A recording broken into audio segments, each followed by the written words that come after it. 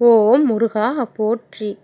என் அன்பு குழந்தையே, மிகப்பெரிய மகிழ்ச்சி உன்னை தேடி வருவதற்கு வழிவகைகளை செய்ய வேண்டும் என்று ஆவலாக செய்து கொண்டிருந்தேன்.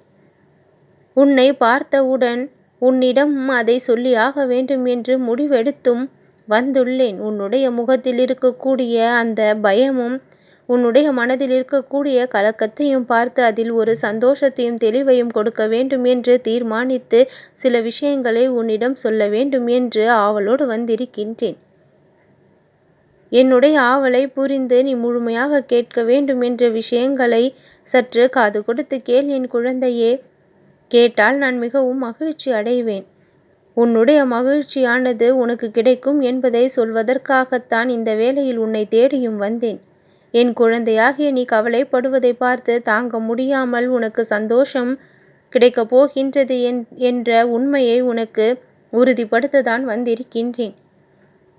உன்னுடைய எதிர்காலத்தை பற்றிய பயம் உன்னுடைய கண்களில் தெரிகின்றது. கடந்த காலத்தை பற்றிய நிகழ்வு உன்னுடைய வாழ்க்கையில் உன்னை கதிகலங்க வைத்து கொண்டிருக்கின்றது. அதனால் நிகழ்காலத்தை சரியாக வாழ முடியாமல் தவித்தபடி இருக்கின்றாய். எந்த ஒரு பயமும் பதட்டமும் உனக்குள் வேண்டாம். வாழ்க்கை மீதான சலிப்பும் வேண்டாம். போராடி கலைந்து போகாதே.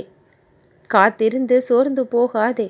என் அன்பு குழந்தையே, அழுது புரளுவதால் எதுவும் மாறப்போவது இல்லை. ஆனால் தைரியமாக எழுந்து உன் பிரச்சனைகளை நீ சமாளிக்க முன்வரும் பொழுது உன்னுடைய பிரச்சனைகள் எல்லாம் தானாக தூள் தூளாகி பறந்தும் விடும். விடாப்பிடியாக ஒரு விஷயத்தை நடத்தி நான் கொடுக்க வேண்டும் என்று என் முன் கோரிக்கையை வைத்திருக்கின்றாய் அல்லவா? அந்த விஷயத்தை நான் சிறிதும் புறக்கணிக்காமல் நடத்தி கொடுப்பேன். உன்னுடைய வேண்டுதல்களை சர்வ நிச்சயமாக நான் நடத்தி கொடுப்பேன். எதை பற்றியும் யோசிக்காமல் மௌனமாக இரு. உன்னுடைய மௌனம் பல பேருக்கு புரியாத விஷயங்களை தானாக புரிய வைத்து விடும். புரியாமல் சில விஷயங்களை அவர்களுடைய எண்ணங்களில் வைத்திருப்பதால் உன்னை பற்றிய தவறான எண்ணங்களை வளர்த்து கொண்டிருக்கின்றார்கள். மனம் விட்டு பேசாததால் பல பாதிப்புகள் ஏற்பட்டும் இருக்கின்றது. எந்த இடத்தில் பேச வேண்டுமோ அந்த இடத்தில் ஊமையாக நின்றிருக்கின்றாய்.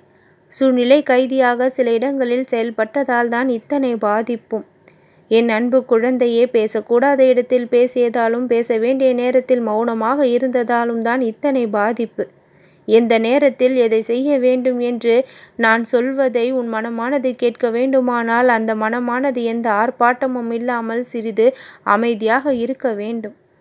அமைதியாக இருக்கின்ற மனம் என்னுடைய குரலை கேட்கக்கூடிய திறனை தகுதியை தானாக பெற்றுவிடும். உடனுக்குடன் இருந்து உனக்கான குறிப்புகளை நான் வழங்கியபடியே இருப்பேன். உன் செவிக்குள் வந்து என்னுடைய குரல் தானாக கேட்கும். உன்னுடைய மனமானது அமைதியாக இருக்கும் பொழுது அதை பெற்றும் கொள்வாய். அதன்படி நடந்து உன் வாழ்க்கையை நீ மேம்படுத்திக்கொள். பிரச்சனையிலிருந்து தப்பித்துக்கொள். நல்லதே நடக்கும்.